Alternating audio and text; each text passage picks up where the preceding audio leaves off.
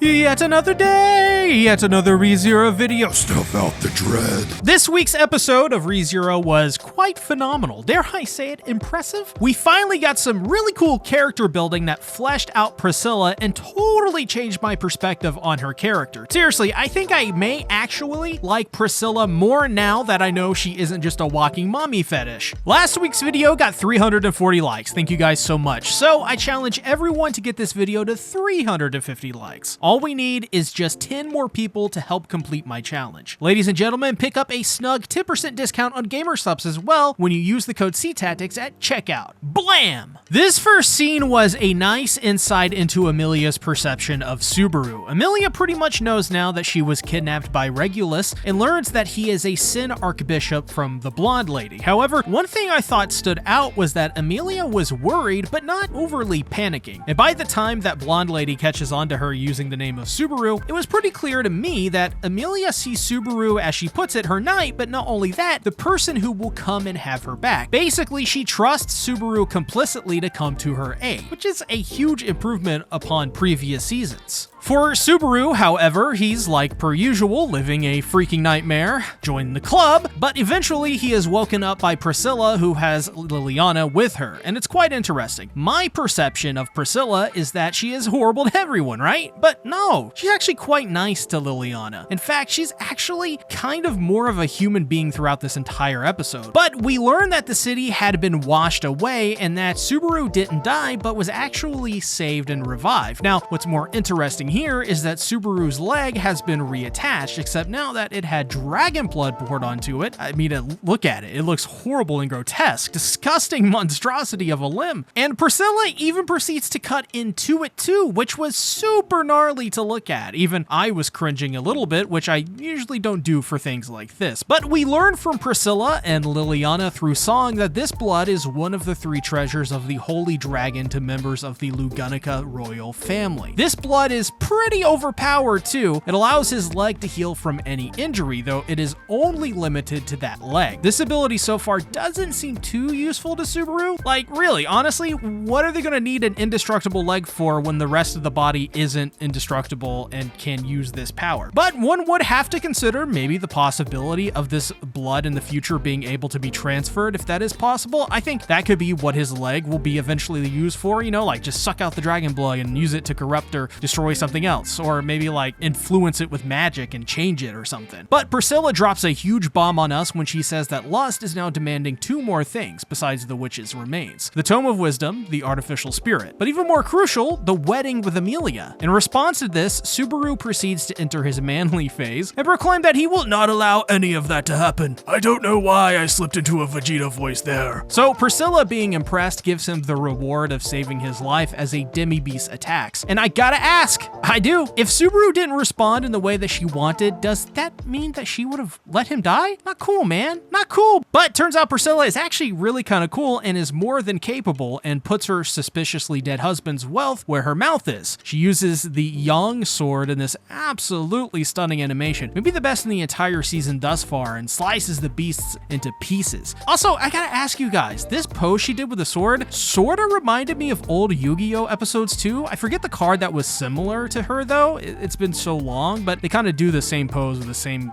similar looking sword. Though still, Priscilla is clearly much more capable than we ever expected. She doesn't need people to take care of her. She can pretty much just go out and get things done herself. So, slay queen. Obviously though, she just continues to be impressive, because we go to where there are people still under the influence of wrath in a safe place, and the only thing that calms them are Liliana's songs. So far, I've been quite impressed though with how well the musical sections are in this season. I think it brings a different touch to ReZero and adds some depth to the overall experience. Now, it's not this revolutionary thing, but I do think these solo performances are a real treat to look forward to, at least when they do happen. Either way, I think the most surprising aspect of this episode overall has just in general been Priscilla, and I think Liliana, and I kind of can't wait to see more, at least of Priscilla. Liliana is another story, which honestly, if you told me that in season 1, I wouldn't have thought much of Priscilla, so that's a huge improvement. However, we gotta talk about the Regulus scene, because let's just cut the crap, everyone. Regulus is a Karen. He is a total Karen. He is one of those guys where if he doesn't get his way, he whines, and he's so into his vanity that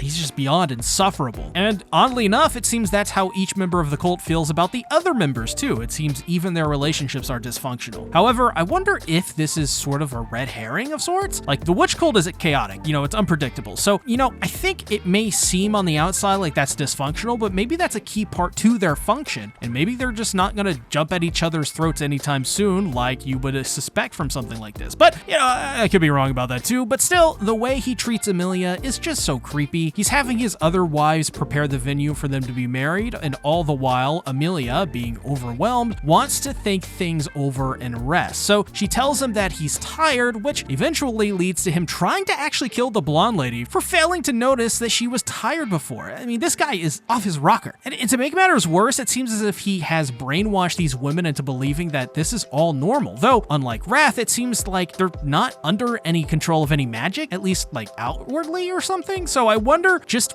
why they would agree to marry this crazy man and do his bidding. Though switching scenes to Subaru, who survives an attack thanks to Julius, make their way back to their new headquarters in the government building. Here, we pretty much learn that Krush has been affected gravely by the dragon's blood, which has ruined her beauty amongst other things. So for some reason, my first thought upon hearing this was in my head like this theory that Krush is gonna somehow turn the effects of the dragon blood and use it to control it or something. I don't know why I thought that. Maybe it's the same reason I thought that about Subaru. Maybe it's because they're trying to keep what she looks like a secret. It's a big mystery. I don't know, but there's a little bit of susness there. But Amelia decides that she's got to take matters into her own hands and escapes using her ice magic to create a path on the side of the church. Eventually, she overhears a conversation between Regulus and Capella on Amitia, and she learns that Regulus not only doesn't seem to like Capella at all, but that the tower across from them is actually where Capella is currently located. So Amelia's goal is to get to Subaru to relay that information to him and the others. And speaking of Subaru, we get this awesome final scene where they try to plan out their counterattack, and they for a moment come to terms that there will be some people that will just have to die, but actually like Subaru's resolve and his response to this moment. Instead of giving into that kind of rhetoric where he offers the alternative of fighting even harder, standing up for the values that represent a knight and not giving up on the people who are in need and doing the very best to save everyone, even if it seems futile. It's a positive message, but one that also shows how much Subaru has gone through with Return by Death and how that is able to bring him a different perspective on the world. He can live through every timeline and has done the impossible over and over. So he knows that despite the odds, well, the odds are technically in their favor. It'll just mean Subaru needs to die hundreds of times to get there, but it is in their favor technically. But in the after credits scene, Amelia breaks into Regulus's room to pick up his Metia, where Al is on the other side, oddly enough. Why that is, I don't know. It could be that whoever is holding the Metia is connected to those with similar Metia or something. I don't know. I imagine it'll be explained in the next episode, I think. Unless it's already been explained and I'm just a dumbass. But overall, I think what was most impressive about this episode was the little character building moments, especially with Priscilla. After this episode, I have a much deeper understanding of her character and starting to grasp that, yeah, she is crazy. But in the end, she's not black or white. There is much more to her that is unique and not just a crazy apple foot fetish lady. But then again, we will have to see. I could have to totally eat my words or some toes. Either way, let me know what you thought about ReZero Season 3 Episode 6 in the comments below. Reminder, I challenge you guys to get this video to 350 likes. That's right, that's just 10 more likes than the previous video received. So let's do it. As well, be sure to use my code CTactics to get 10% off all of your orders of gamer subs. Thank you so much for watching, everyone. Bye-bye.